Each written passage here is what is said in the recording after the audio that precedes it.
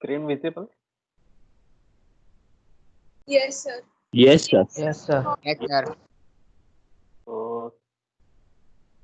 आज जो है वो वीडियो नहीं है, लाइव लेक्चर कंटिन्यू करेंगे। तो in the last lecture we have discuss about the productivity index and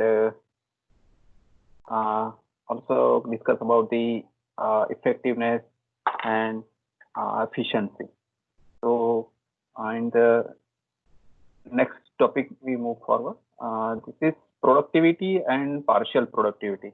We have already discussed about the what is productivity, and in general term productivity is defined as a ratio of output to the input, while the partial productivity means the number of activity जो हम consider करेंगे कि जो ultimately output है यानी total output है और उसके अंदर पर्टिकुलरली वही प्रोडक्टिविटी इधर वो मटेरियल टाइप की हो, कॉस्ट पैरामीटर हो, लेबर हो, कुछ ऐसे अदर एक्सपेंसेस हो, तो उसका कितना अंदर वेटेज है तो वो हम कंसिडर करते हैं। तो उसको बोलते उसको जो बोलते हैं वो पार्शियल प्रोडक्टिविटी बोलते हैं। तो यहाँ पे partial productivity means it is the ratio of total output and individual input.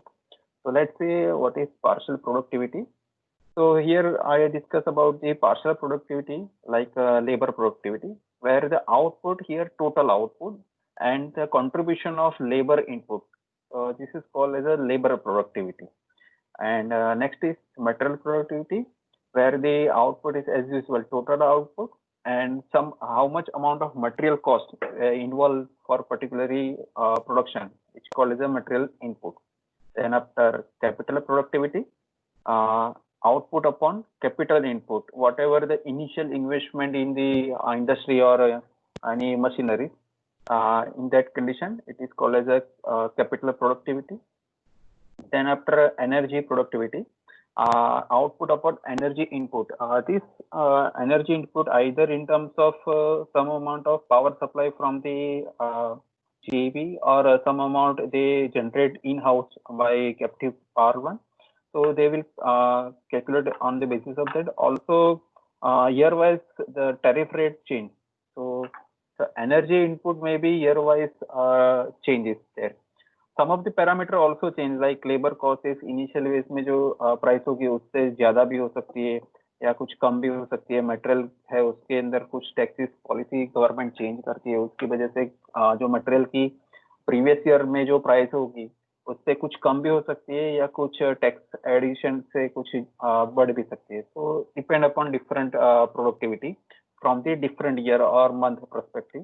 Then after marketing planning productivity, output upon marketing planning input. यहाँ पे प्रोडक्ट एक बार बन जाती है उसके बाद मार्केट में कस्टमर को अट्रैक्ट करने के लिए कभी कभी कुछ एडवर्टाइजमेंट बैनर्स लगाते हैं, कुछ रेडियो पे एडवर्टाइजमेंट करते हैं या कुछ टीवी न्यूज चैनल में एडवर्टाइजमेंट करते हैं, किसी सेलिब्रिटी को हायर करते, किसी एनजीओ को हायर करते, तो सबकी कॉस्ट जो है वो अलग अलग रहेगी।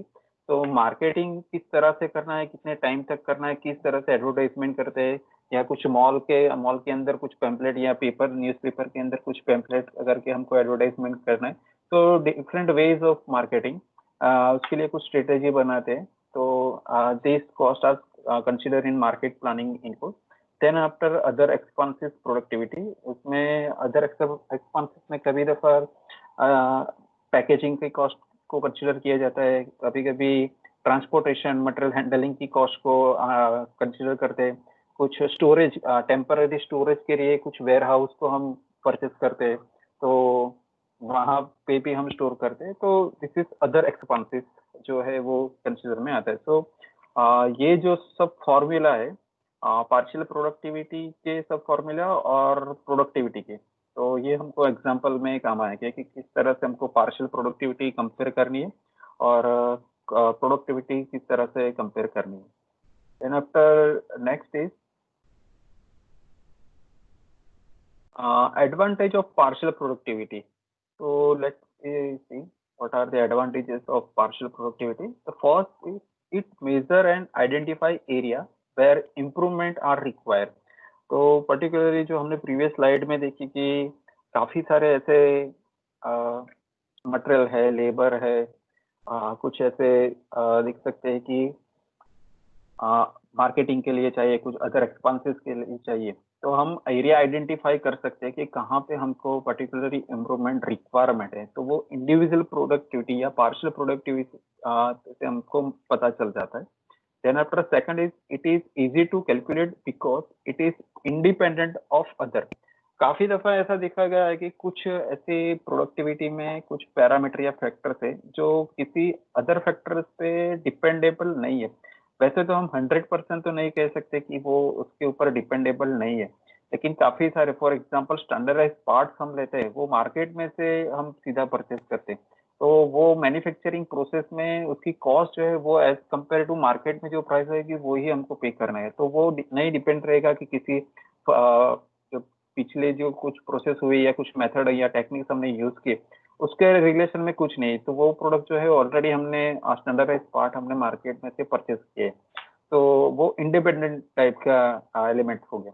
तो वो हमको पता चल जाता है पार्शियल प्रोडक्टिविटी में। Then after management easily understand the pain point for improvement. As a management हमको अगर डिसीजन लेना है कि पर्टिकुलर मटेरियल में कुछ प्रोडक्टिविटी इंक्रीज करने की जरूरत है या लेबर में जरूरत है या कुछ दोनों बेहतरीन है, लेकिन मार्केटिंग और स्ट्रेटेजी अपनी इतनी अच्छी नहीं है जिसकी वजह से हम हमारी प्रोडक्ट जो मार्केट में कस्टमर परचेज कर नहीं रहे, तो मार्केटिंग में कुछ पैसे डालने जरूरी है। या फिर कुछ ट्रांसपोर्टेशन में इन टाइम में कस्टमर तक हम नहीं पहुंच पा रहे हैं, तो ये हम इंडिविजुअली पार्शियली प्रोडक्टिविटी से आइडेंटिफाई कर सकते हैं। Then after it is easy to benchmark compare with other industry.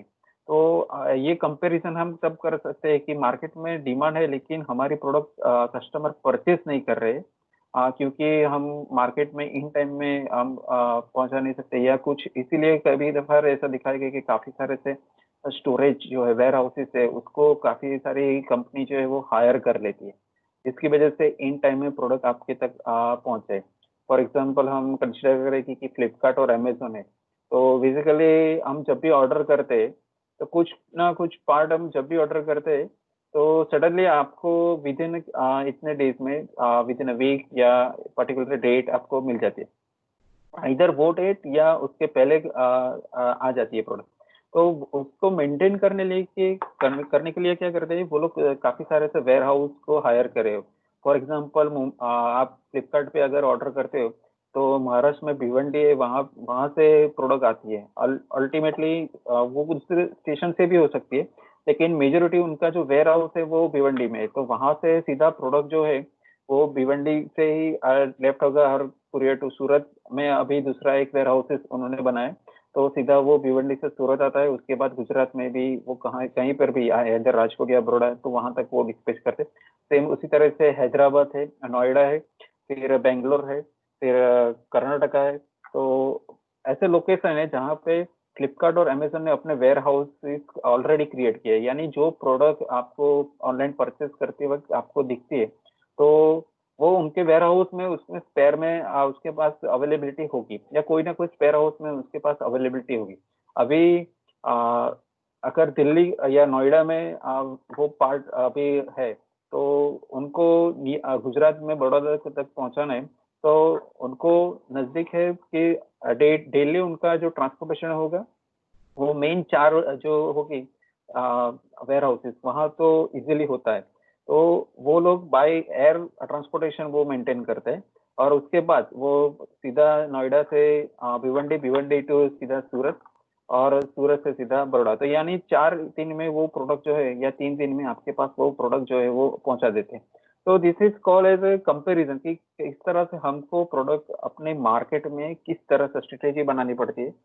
Lesser time में अवेलेबिलिटी है तो हम लेसर टाइम में वो कस्टमर तक पहुंचा सके। तो this is one of the example of benchmark के हम डिसाइड करते हैं दूसरी कंपनी, क्योंकि फ्लिपकार्ट है, अमेजोन है, दूसरी काफी सारे ऐसे है जिसमें टाटा के CLQ है, तो काफी सारे ऐसे है कि जहाँ से हमको पार्ट्स या इंस्ट्रूमेंट हम परचेज करते हैं। तो बेंचमार्क डिसाइड करना जरूरी है by using the partial productivity. Then after data में भी इजीली जनरेट फॉर इट। तो यहाँ पे इजीली हम आइडेंटिफाई कर सकते हैं कि मटेरियल में कितना है, लेबर में कितना है, टोटल कॉस्ट कितना रहेगा, डेप्रिसिएशन कॉस्ट कितना रहेगा, अदर एक्सपेंसेस मार्केटिंग में कितना रहेगा। तो ये सब हम यहाँ से डिसाइड कर सकते हैं। ऐसा जरूरी नहीं है कि ये सब एडवांटेज के टर्म में है, काफी सारे ऐसे उसके लिमिटेशन भी है या डिसएडवांटेज का। जो भी सिस्टम है उसके एडवांटेज और डिसएडवांटेज दोनों रहते हैं। तो फर्स्ट लिमिटेशन जो हम पार्शियल प्रोडक्टिविटी की समझेंगे वो है कि it can be misleading if use out of context. अगर इसमें हम पर्टिकुलरली एक्चुअली पार्शियल प्रोडक्टिविटी में हम सिर्फ एक ही पार्ट या एलिमेंट पे फोकस करते हैं। अभी यही प्रोडक्ट या एलिमेंट के साथ जो रिलेटेड या को रिलेटेड कुछ फंक्शंस है या कुछ एलिमेंट्स वो हम कंसिडर नहीं करते, तो उसकी वजह से उसकी एफिशिएंसी या प्रोडक्टिविटी है जो कम भी आ सकती है। लेकिन उसको हमने मिसलीडिंग कर दिया, यानी हमने उसको कंसिडर ही नहीं किया, तो उसकी वजह से प्रोडक्टिविटी अच्छी दिख रही है। लेकिन जब उसको कंसिडर तो करना जरूरी है, तो जब कंसिडर करेंगे तो उसकी प्रोडक्टिविटी चेंज हो सकती है। तो ये एक लिमिटेशन है कि दूसरी पैरामीटर्स या प्रोसेस है उसकी जो इफेक्ट होती है वो हमको पता नहीं चलता। सेकंड है कि it does not represent the overall effect of the system performance. तो हम इंडिविजुअल प्रोडक्टिविटी सभी एलिमेंट्स की फाइंड करते हैं और उसके बाद हम समेशन करते हैं या कुछ एवरेज निकालते हैं और टोटल आउटपुट का कंपैरिजन करते हैं। तो काफी ऐसा देखा गया है कि वो चेंजेस आता है कि इंडिविजुअल है उसमें काफी किसी की प्रोडक्टिविटी हायर है, इसकी वजह से अल्टीमेटली जो वैल्यू जो आएगी वो काफी अच्छा रिपोर्ट दिखाएगी। लेकिन हम ओवरऑल परफॉर्मेंस मेजर करेंगे तो उससे कम दिखाई देगा। तो उसकी वजह से जो है हम आइडेंटिफाई नहीं कर रहे हैं कि क्यों एफिशिएंसी इतनी ज्यादा बढ़ रही है। तो पर्टिकुलरली उसके एक डिसएडवांटेज है कि ओवरऑल इफेक्ट हम कंसिडर करते हैं तब हमको ये दिक्कत आती है। Then after sometimes the wrong area of management control may be identified for improvement। क्योंकि कुछ ऐसे एरिया जिसमें प्रोडक्टिविटी कम आ रहा है तो उसको बढ़ाने के लिए हम कुछ इन्वेस्टमेंट उसके अंदर करते हैं, लेकिन बाद में पता चलता है कि ये जो प्रोडक्टिविटी है वो इंटर रिलेटेड है, कुछ प्रोडक्ट के साथ है, कुछ मटेरियल के साथ है, कुछ लेबर वर्क के साथ है। तो हमको आइडेंटिफाई नहीं कर पाते कि एक्चुअली जो हमारी जो प्रोडक्टिविटी बढ़ाने के लिए हमने जो इन्वेस्टमेंट किया है तो पर्टिकुलरली वो वही पिन पॉइंट पे हम अटैक कर रहे हैं कि नहीं एज ए मैनेजमेंट। तो काफी दफा वो मिसगाइड भी कर जाते हैं। तो ये भी एक पार्शियल प्रोडक्टिविटी के डिसएडवांटेज या limitation. And only limited factor which affect the output और परफॉर्मेंस आर कंसिडर्ड। तो हियर हम बाउंड्री कंडीशन बने रहते हैं। For example thermal based system है तो उसके अंदर हम टेम्परेचर की कंडीशन या प्रेशर की कंडीशन वो हम डिफाइन कर दे कि इससे ज्यादा हम नहीं मेंटेन करेंगे क्योंकि उससे पार्ट्स को डैमेज होता है। लेकिन अदर इफेक्ट जो है पर्टिकुलर एज अ सिस्टम, अगर हम मटेरियल को कूल डाउन करते हैं ट्रीटमेंट में और फर्नेस में रहने देते तो इफेक्ट अलग आती है।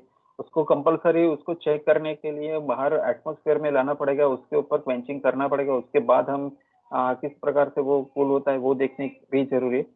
तो काफी दफा ऐसा होता है कि वो सडनली फेस ट्रांसफॉर्मेशन हो जाता है। तो this are the some factors है जो आउटपुट परफॉर्मेंस पे अफेक्ट करते हैं। उसके बाद अगर हमने वो फर्नेस में डाल भी दिया और हम देखें कि इसकी हार्डनेस की वैल्यू इतनी आ रही है या उसके टेम्परेचर या प्रेशर की वैल्यू इतनी आ रही है, तो हमको पता चल जाएगा कि नहीं ये जो हमने 30 सेकंड के लिए वो पार्ट्स को बाहर निकाला था और उसको हम वापस अंदर डाले उसकी वजह से ये वेरिएशन आ रहा है। तो somehow some variation is there in the partial productivity. So these are the limitation, and the last one is it meets the holistic and totally approach। तो जो डिफरेंस जो आता है एवरेज करके हम निकालते हैं या कुछ रिलेशन में, तो वो सम डिफरेंस जो हमको दिखता है। तो this is limitation of partial productivity। So partial productivity, then after next is total factor productivity and total productivity। So this is two different terms, total factor productivity and total productivity। Let's see what is this। So it is the ratio of net output to the sum of associated labor and capital input। ये formula से आपको पता चल जाएगा कि किस तरह से हमको नेट आउटपुट निकालना है। And net output means the total output minus intermediate goods and services purchase. तो जो नेट आउटपुट, इसमें से हम कुछ सर्विसेज या गुड्स सप्लाई, ट्रांसपोर्टेशन कॉस्ट, वो सब लेबर कॉस्ट है, वो हम माइनस कर देते हैं। तो ये नोट डाउन करने की जरूरत है कि यहाँ पे जो denominator of this ratio made up only the labour and capital as a input factor हम कंसिडर करते हैं। तो this is the formula of total factor productivity. Short में उसको हम TFP बोलते हैं। तो net output upon total factor input.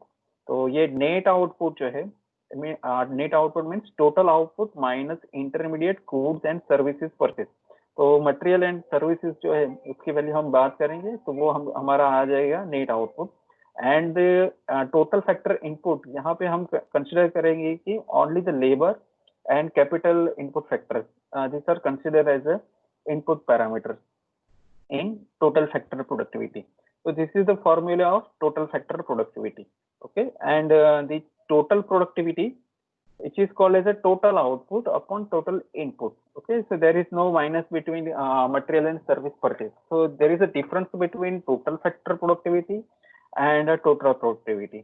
So in industry majority they focus about the how much amount of labor and capital, because capital is initially investment, वो हर वक्त हमको करने की जरूरत नहीं रहती। तो that's why this is called as a capital. Somehow labour is, काफी कंपनी में वो उनका जो प्रोडक्शन है उसके मुताबिक वो मैन पावर जो है वो हैंडल करते हैं कि हमारे पास जितना यूनिट है, यूनिट 4 है, उसके अंदर जो प्रोडक्शन लाइन है और हमको जो स्टाफ की जो रिक्वायरमेंट है, फॉर एग्जांपल 300 स्टाफ की हमारे रिक्वायरमेंट है। हम प्लांट को अगर एक्सपांशन करते तभी हमको नए एम्प्लॉय, मशीनरी यानी कैपिटल और लेबर दोनों की रिक्वायरमेंट रहेगी। अभी रिक्रूटमेंट कब आती है कि पर्सन अगर रिटायर होता है या कुछ डेथ हो जाए, उसकी वजह से दूसरे पर्सन को हम हायर करते हैं। लेकिन लेबर जो है अल्टीमेटली हमारी कंपनी में वो 300 पर्सन ही रहेंगे। तो somehow they will consider as a labour as a some constant value जो हर साल इतनी मेंटेन रहेगी, और कैपिटल जो है वो भी एक इनिशियल इन्वेस्टमेंट जो है उसके अंदर ही आ रहेगी। कुछ मेंटेनेंस और कुछ मशीन परचेस करते हैं तब जाके वो चेंजेस हो गया। So that's why any industry they will consider total factor productivity in that material and service purchase. Material की प्राइस जो है वो गवर्नमेंट पॉलिसी की वजह से कुछ चेंजेस होती रहती है। कुछ सर्विस ट्रांसपोर्टेशन की कॉस्ट, आइदर वो पेट्रोल और डीजल के प्राइस हाइक होते हैं, कुछ रेट जो है पर किलोमीटर बेस पे चेंज होती है, कुछ मटेरियल हैंडलिंग के लिए हम जो क्रेन जो यूज करते हैं वो रेंट बेस पे, जो आवर बेस पे जो चार्जेस करते हैं, तो वो चेंजेस होते रहते हैं। तो उसकी वजह से ये जो है नेट आउटपुट वो ईयर टू ईयर या मंथ टू मंथ वो चेंज होते रहेंगे। So that's why this is major affecting in the productivity. That's why it's called as a total factor productivity, and this is total productivity, total output upon total input. So this is the some formula regarding the partial productivity of different elements, and total output, and total input, total productivity, and TFP, total factor productivity. अभी total factor productivity है, उसके कुछ advantage और limitation है। So let's see what are the advantages of TFP। So first one is it is relatively easy to compare data from company record. Basically total factor productivity है जिसमें हम काफी stock market पे depend भी रहते हैं। तो उसमें हम देखते हैं कि क्वार्टर यानी जनवरी, फरवरी, मार्च, फर्स्ट क्वार्टर है, उसमें कंपनी का प्रॉफिट कितना रहा, देन आफ्टर अप्रैल, मई एंड जून, उसमें कितना प्रॉफिट है। फॉर एग्जांपल रिसेंटली हमने लास्ट वीक में देखा कि जियो जो है उसने कुछ टाइप किया गूगल के साथ, उसको कुछ इन्वेस्टमेंट में मिला है। तो दिस इज कंपेरेटिव डेटा, और कितना उसको प्रॉफिट मार्जिन रहता है, हर क्वार्टर में कितना प्रॉफिट करता है। अभी भी आप देखोगे कि पर्टिकुलरली जुलाई मंथ जो है अभी चल रहा है, तो जून के जो क्वार्टर के काफी सारे ऐसे इंडस्ट्री है उसके रिजल्ट आ रहे हैं। एक्सिस बैंक के आगे चुके हैं, काफी सारे ऐसे इंडस्ट्री है, ICICI बैंक के भी आ चुके हैं। तो सम इंडस्ट्री और ऑर्गेनाइजेशन उनकी ये क्वार्टर में कितना अर्निंग हुआ, कितना लॉसेस हुआ, प्रॉफिट मार्जिन जो है वो सब कंपेयर करने को मिल जाता है। तो टोटल फैक्टर प्रोडक्टिविटी उसके बेसिक एडवांटेज ये है कि वो प्रीवियस डेटाबेस और प्रेजेंटली डेटाबेस उसको पर्टिकुलरली कंपेयर करेगा, और उसके मुताबिक वो डिसीजन लेगा कि कितना चेंजेस हम कर सकते हैं। Then after second is industrialists prefer this is as it is easy to compare in cross industry context. जहाँ पे कॉम्पिटिटर है उसके साथ वो इजीली कंपेयर कर सकता है कि सेम ब्रांच कुछ है तो हम इजीली कंपेयर कर सकते हैं कि हमारा मुनाफा क्यों बढ़ रहा है और उनका क्यों पीछे जा रहा है, कुछ ऐसी स्ट्रेटेजी हमने डेवलप की इसकी वजह से हो रहा है, या पर्टिकुलरली प्रोडक्ट जो है वो हमारी मार्केट में अवेलेबिलिटी ज्यादा है तो उसकी वजह से। तो वो एक एडवांटेज है, यानी क्रॉस इंडस्ट्री में भी हम वेरीफाई कर सकते हैं या कॉम्पिटिटर के साथ।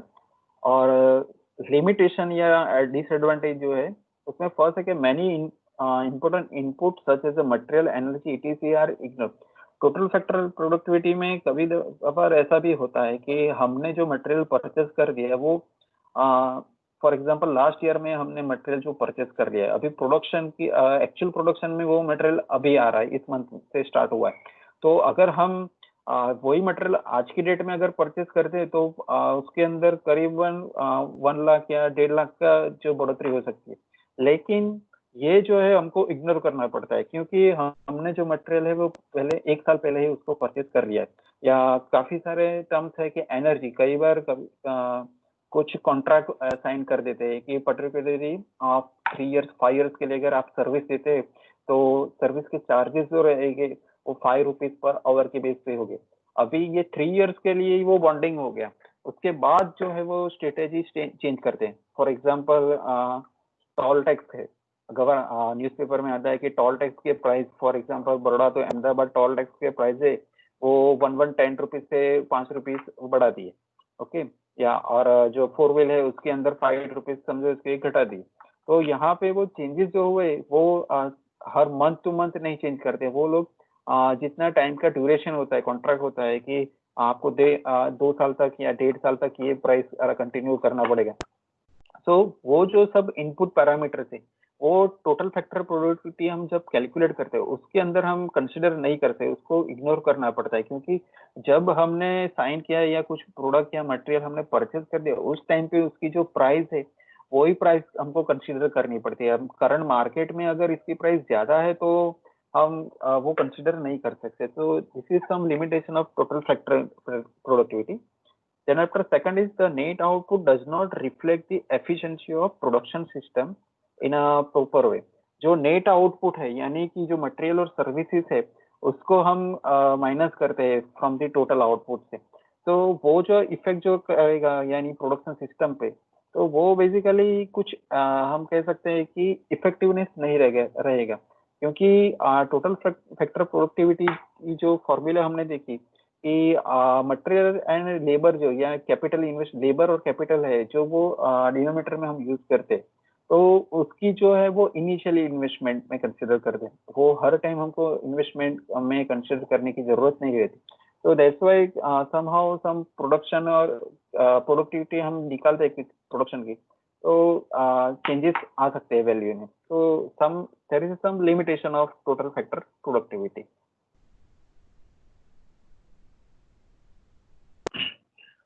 Then after next is 6 line of attack to improve the productivity। तो हमने काफी सारे फैक्टर्स हमने ऑलरेडी कंसिडर कर लिए कि गवर्नमेंट पॉलिसी है, फाइनेंस पॉलिसी है, नेचुरल कंट्रोल अनकंट्रोलेबल फैक्टर से कंट्रोलेबल फैक्टर है, प्रोडक्शन है, टेक्नोलॉजी है। ओके, सो सम फैक्टर्स हमने ऑलरेडी कंसिडर कर चुके हैं, लेकिन ये कोई भी फैक्टर तो किस तरह से हम उसको इम्प्रूवमेंट ला सकते हैं, तो उसके लिए बेसिक 6 लाइन ऑफ अटैक या 3 लाइन का कंसेप्ट ही है। तो पहले हम 6 लाइन ऑफ अटैक जो है वो समझ लेते हैं वो क्या है। तो फर्स्ट जो एलिमेंट है वो 6 लाइन ऑफ अटैक में to improve the basic process by research and development. Continuous company या इंडस्ट्री को या ऑर्गेनाइजेशन को अपनी जो प्रोडक्ट है उस पे हर बार कुछ ना कुछ नई तरीके से कुछ नए व्यू से हमको देखने की जरूरत रहती है, तभी हम मार्केट में प्रोडक्ट अपनी रख सकते हैं। तो जिस प्रकार से ऑटोमोबाइल सेक्टर में चेंजेस आ रहे हैं या मोबाइल सेक्टर में चेंजेस आ रहे हैं, तो कंटिन्यूअसली रिसर्च एंड डेवलपमेंट उस एरिया में हो रहा है। Second is provide more and improve physical means to motivate the worker. जिस तरह से एम्प्लॉय को मोटिवेशन या कुछ प्रमोशन पॉलिसी वो देते हैं, कुछ डिजिग्नेशन पोस्ट देते हैं, कुछ इन टर्म्स ऑफ फाइनेंशियल और नॉन फाइनेंशियल सपोर्ट वो देते हैं, बच्चों की स्कूल के अरेंजमेंट करते हैं, कुछ हॉस्पिटल के वो बिल्स है वो उनको प्रोवाइड करते हैं, वहाँ मोबाइल के बिल्स की मैंने बात की थी तो वो उनको प्रोवाइड करते हैं। So this is some motivation they provide to the worker. Then after third is simplify and improve the product by using standardized product. तो हम ज्यादातर जो मार्केट में स्टैंडर्डाइज प्रोडक्ट जो अवेलेबल है वही हम परचेस करने की बोलेंगे, क्योंकि इसके अंदर दूसरे एलिमेंट जो है वो इजीली अंदर इंसर्ट हो जाते हैं और प्रोडक्ट जो है वो परचेस करते हैं।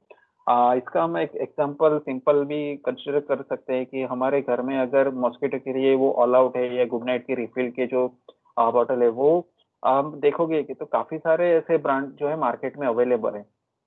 अभी वो जो रिफिल की जो रिफिल पैक जो आता है अगर उसको हम काफी ऐसे मशीन जो है उसके अंदर डालते हैं तो असेंबल नहीं हो पाता। तो फॉर एग्जाम्पल गुड नाइट की जो है और ऑल आउट की तो उसके बीच काफी ऐसी कंपटीशन थी, लेकिन ऑल आउट जो मार्केट को हायर कर गया क्योंकि उसके अंदर जो गोदरेज की जो रिफिल पैक आती थी वो भी असेंबल हो सकती थी। तो एम्प्लॉय यानी एज अ कस्टमर अगर हमको वो प्रोडक्ट नहीं मिलती है तो कंपलसरी हम दूसरी प्रोडक्ट अगर उसके अंदर इंसर्ट हो सकती है तो हमको सिर्फ रिफिल पैक परचेज करना है, वो मशीन नहीं परचेज करना है। इसकी वजह से क्या है कि काफी सारे ऐसे ब्रांड जो है उसने अपने मॉडिफिकेशन किया है क्योंकि मार्केट में उसका ग्राफ चेंज हो रहा है। उन्होंने क्या पॉलिसी बनाई कि अगर रिफिल पैक खत्म हो जाता है और मार्केट में हम रिफिल की शॉर्टेज कर देते तो पर्टिकुलरली वो शॉप पे जाएंगे तो वो शॉपकीपर यही बोलेगा कि नहीं रिफिल पैक तो अवेलेबल नहीं है, मशीन और रिफिल पैक वाला ही हमारे पास अवेलेबल।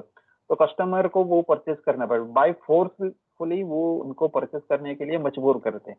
तो वो दिक्कत काफी सारे ऐसे जो कंप्यूटर है उन्होंने क्या किया कि उन्होंने मार्केट में उस टाइम पे अपना रिफिल पैकेज जो है वो प्रोड्यूस कर दिया और वो कस्टमर के पास जो मशीन है उसके अंदर वो इजीली असेंबल हो जाता है। तो उसकी वजह से इजीली हमने स्टैंडर्डाइज प्रोडक्ट जो है तो कोई भी मशीन में हम इंसर्ट कर सकते हैं। तो this is the third line of improvement of the productivity. Then after fourth is improve the method of operation. कुछ लेटेस्ट टेक्नोलॉजी या मशीन या सीएनसी ऑटोमेटिक मशीन को हम प्रीफर करेंगे प्रोडक्शन के लिए। Then after improve organisation production planning and control. तो कोई भी ऑर्गेनाइजेशन है उसके अंदर किस प्रकार से एक्शन प्लानिंग लेना है, कब ऑर्डर करना है, इन्वेंट्री कितनी मेंटेन करनी है, प्रोडक्शन की कॉस्ट या फंक्शन उसके जो है उस प्रकार से मेंटेन करने हैं जिसकी वजह से प्रोडक्टिविटी इंप्रूव हो सके। तो ये पीपीसी में काफी डिटेल्स में फ्यूचरिस्टिक व्यू हमको रखना पड़ता है और उसके मुताबिक हम प्रोडक्शन लाइन जो सेट करते हैं क्या क्या रिक्वायरमेंट रहेगी वो हम फोकस करते हैं। And six line is improve man power efficiency at all level. Proper training, proper motivational, proper encouragement policy रखना जरूरी है। तो यहाँ पे जो six line of attack of improve the productivity है उसमें जो ये फर्स्ट टू जो एलिमेंट्स है वो जो है as a long term planning as a industry में हमको देखने की जरूरत है। ये जो फर्स्ट और सेकंड पॉइंट है वो किसी भी ऑर्गेनाइजेशन या इंडस्ट्री को long term planning point of view रखना जरूरी है, जो कैपिटल इन्वेस्टमेंट और इम्प्लीमेंटेशन के वजह से रखना जरूरी है। क्योंकि फर्स्ट जो पॉइंट है वो रिसर्च एंड डेवलपमेंट जो लॉन्ग टर्म है कि मार्केट में अपनी प्रोडक्ट या अपने को सर्वाइव करना है तो रिसर्च एंड डेवलपमेंट कंटिन्यूस जरूरी है। एंड सेकंड वन इज कि जो मैन पावर है मटेरियल के बाद जो सबसे ज्यादा जो एंगेजमेंट रहता है वो लेबर का रहता है। तो यहाँ पे जो मैन पावर की जो रिक्वायरमेंट है वो प्रॉपरली मेंटेन करने की जरूरत है। So this is that's why it is called as implementation of this two techniques for long term way. Then after the second phase is, this is third point, simplify and improve the product by using standardized product. तो ये जो है it known as effective planning, यानी कि जो product या production हम कर रहे हैं वो इफेक्टिवली हो सके या मार्केट में हमारे प्रोडक्ट या किसी भी अल्टरनेटिव प्रोडक्ट के साथ हमारी प्रोडक्ट जो है वो असेंबल हो सके। तो that's why it is called as effective planning and can be implemented immediately. अगर मार्केट में कोई प्रोडक्ट जो है वो हमारी प्रोडक्ट अगर आ जाती है तो यहाँ पे 1 सेकेंड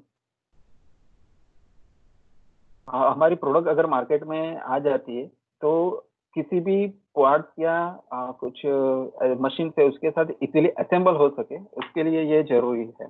तो effective planning can be implemented immediately so that the market हम उस टाइम पे हायर कर सके अपनी कॉम्पिटिटर के साथ।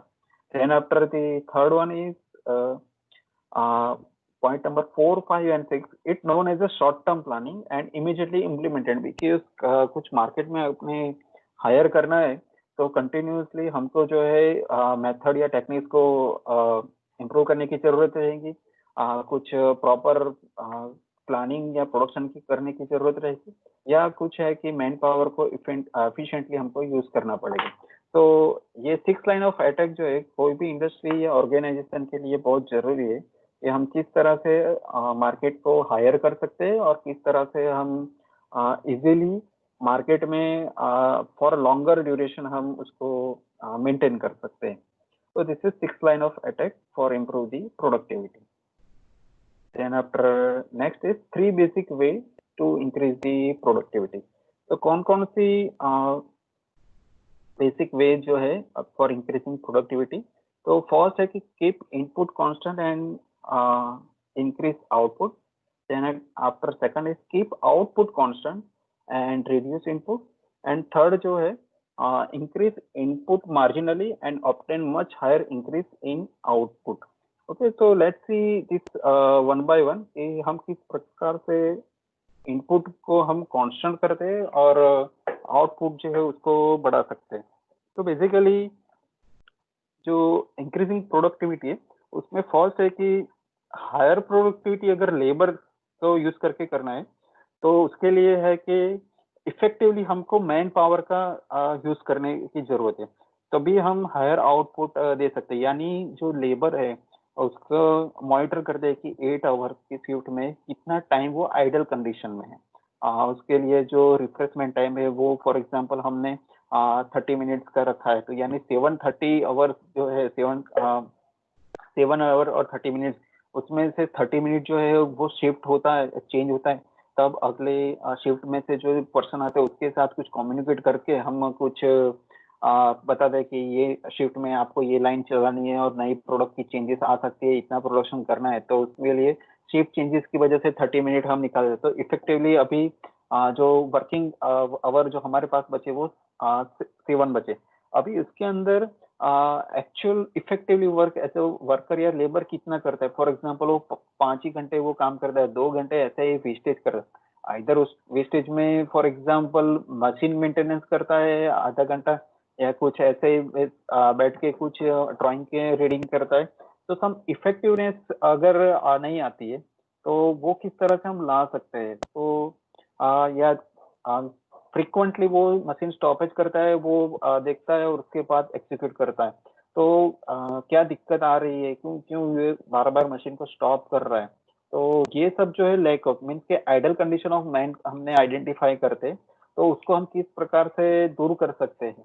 तो वो देखने के लिए हमको फर्स्ट है कि मैन आवर्स को किस प्रकार से हम बढ़ा सकते हैं, और दूसरी चीज है कि हमारे पास जो लेबर है उस प्रोडक्शन बढ़ाने के लिए हम दूसरे लेबर को हायर नहीं करेंगे, लेकिन जो आइडल टाइम जो हमारे पास मैन आवर के उसको हम बढ़ाएंगे। यानी आइडल टाइम है उनको पहले से इंस्ट्रक्शन दे देंगे, इस प्रकार से आपको ये वर्क करना है, गाइडलाइन देंगे, उसमें कुछ दिक्कत आ रही है तो आप ही पूछ लीजिए, और उनके पास कुछ एग्जांपल या टेस्ट ले लेंगे कि जिसकी वजह से ये करना है, सबका टेस्ट कर देंगे। तो उसके बाद उनको पता चल जाएगा कि सबको ये पता चल सका किस तरह से हमको मेथोडोलॉजी या वर्क करने की जरूरत है, तो हम इजीली वो मेथड या वर्क हम करते। तो यहाँ पे आ गया keep input constant and increase output हो गया, यानी मैन आवर को हमने जो इफेक्टिवली है इफेक्टिवनेस वो बढ़ा दी, लेकिन जो सप्लाई ऑफ मैन पावर है वो हमने इतनी ही रखी। देन आफ्टर दूसरी है कि मटेरियल में भी इस तरह से कर सकते हैं कि फॉर एग्जांपल अभी प्रोडक्शन टेक्नोलॉजी 3 पढ़ते होंगे तो शायद आपको प्रेस का चैप्टर स्टार्ट हुआ होगा या स्टार्ट करेंगे प्रेस मशीन का, तो उसके अंदर हम एक शीट है उसके अंदर से काफी सारे ऐसे वॉशर बनाना चाहते हैं। तो इस प्रकार से डिजाइन रहेगी कि हमारे पास जो मटेरियल है उसके अंदर से हम मैक्सिमम जो है वॉशर का प्रोडक्शन कर सके। तो वहां पे हम लोग क्या करेंगे कि उसकी ड्राइंग है, उसकी साइज है, उसके मतलब और मटेरियल की जो स्टैंडर्ड साइज है उसके अंदर हम इस तरह से अरेंजमेंट करेंगे कि हम जो मटेरियल उसमें से मैक्सिमम जो है आउटपुट निकाल पाए। तो वहाँ ये जो एग्जांपल है कि हमारा जो इनपुट है वो कांस्टेंट रहेगा और आउटपुट हम बढ़ाते रहेंगे, यानी स्ट्रेट लाइन में हम प्रोडक्शन करते हैं तो मटेरियल दूसरा मटेरियल जो वेस्टेज होगा और किस तरह से इम्प्रूव करेंगे उसके एग्जाम्पल है प्रोडक्शन टेक्नोलॉजी 3 में आपको समझेंगे। दूसरा है कि मशीन के रिगार्डिंग हम समझते हैं। तो मशीन है जो है उसमें जो जितना आइडल कंडीशन आता है वो हम किस प्रकार से रिड्यूस कर सकते हैं। तो उसके लिए जो सीएनसी बेस्ड मशीन से उसका यूटिलाइजेशन करते हैं, क्योंकि उसकी वजह से हम जो पहले फीडबैक यानी कितना थ्रेड कटिंग हुआ या कितना स्टेप टर्निंग हुआ, कितना फेसिंग हुआ, वो सब हमको डिस्प्ले में दिखता है। या वरना हम जो ट्रेडिशनल लेथ मशीन पे अगर वर्क करते हैं तो हमको ये डायमीटर या लेंथ जो है हमको मेजर करनी रहती है, बार बार उनको मेजर करते हैं, उसके बाद जो है हम उनको उसके लिए मशीन स्टॉप करते हैं और फिर वर्क स्टार्ट करते हैं। तो हियर जो बेसिक चेंजेस जो आ रहे हैं कि आइदर प्रोडक्टिविटी को मेंटेन करने के लिए हम मशीन के लिए ऑटोमेटिक मशीन या सीएनसी मशीन का यूटिलाइजेशन करते हैं, तो वो एक पैरामीटर है। देन आफ्टर नेक्स्ट इज की कैपिटल इन्वेस्टमेंट हमको बढ़ाना है। तो उसके लिए हमको क्या है कि जो हमारा इनिशियली आउटपुट है तो उसको हम वो बढ़ाने के लिए हमको इनपुट जो है वो हमको कम करने की जरूरत है।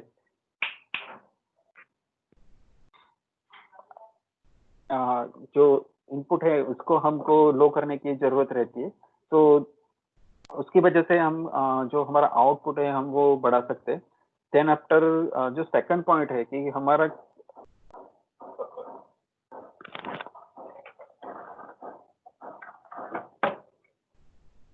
सेकंड जो है कि हमारा keep output constant and reduce input. तो उसके लिए हम काफी सारे ऐसे रिप्लेसमेंट और एग्जिस्टिंग प्लान में हम कुछ चेंजेस करते हैं, जिसकी वजह से हम साइकिल टाइम है, मशीनिंग मैन्युफैक्चरिंग का जो साइकिल टाइम है, कुछ वर्क इन प्रोग्रेस है उसमें या इंस्ट्रूमेंट का हम यूटिलाइजेशन कर सकते हैं। तो देयर इज सम चेंजेस कि हम किस प्रकार से हम आउटपुट जो है वो कांस्टेंट रखते हैं और मटेरियल का जो वेस्टेज होता है रीवर्क में जाता है उसको हम रिड्यूस कर सकते हैं। और लास्ट जो है increase input marginally and obtain much higher increase in output. तो उसके अंदर हम जनरली इस तरह से करते हैं कि इनिशियली इन्वेस्टमेंट थोड़ा करते हैं और कुछ ज्यादा ही आउटपुट निकलने की हम ट्राई करते हैं। तो ऐसे काफी सारे ऐसे टूल्स जो है वो अवेलेबल है, जिसमें zero defect concept, just in time concept है, काइजन की टेक्नोलॉजी है, जो प्रोडक्ट की क्वालिटी इंप्रूव करने के लिए हम बेसिकली यूज करते हैं। तो this are the some techniques जो है वो बेसिकली प्रोडक्टिविटी हम किस तरह से इम्प्रूव कर सकते हैं। तो this are the three basic way to increasing the productivity. तो ये तीन जो है हम बेसिकली यूज करते हैं। उसके पहली स्लाइड में हमने जो बताई वो 6 लाइन ऑफ अटैक है। तो वहां पे 6 लाइन किस तरह से इफेक्ट करेंगी और एज अ मैनेजमेंट हमको कौन सी एरिया में पहले फोकस करने की जरूरत रहेगी तो वो डिस्कस कर चुके हैं हम। तो I think in this lecture we have consider about the points of partial productivity, okay, advantage, disadvantage, yeah, limitation. Then after some total factor productivity, total productivity, और उसके बाद हमने जो कंसिडर किया था वो है हमारा 6 line of attack and 3 basic principle of productivity. तो आज के लेक्चर में हम यहाँ तक रखते हैं।